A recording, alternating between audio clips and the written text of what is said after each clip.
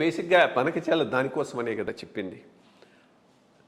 వృథాగా సముద్రంలో కలిసేటటువంటి నీటిని తోడి మేము ఇంకొక ఫ్లడ్ కెనాల్ ఒకటి చేసి ఆ ఫ్లడ్ వచ్చినప్పుడు డైవర్ట్ చేసి దానిని పైకి కొట్టి తీసుకుపోతామని.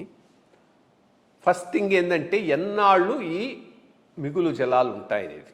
బికాజ్ ఇంకా అదే చెప్తూ ఉన్నారు, గోదావరిలో మిగులు జలాలు ఎంత అనేది ఇంత మటుకు తేలలేదు. ఇంకా దీంట్లో అలొకేషన్స్ జరగవచ్చు.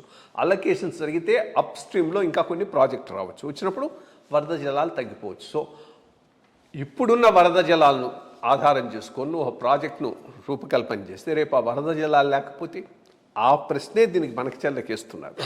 సో బట్ బేసిక్గా వరద జలాలను తరలించటం కోసమే బనకచెర్ల అనేది ఈరోజు వాళ్ళు చెప్తూ ఉన్నది. బట్ ఆ వరద జలాలు ఎంత ఉంటాయి, తరలించ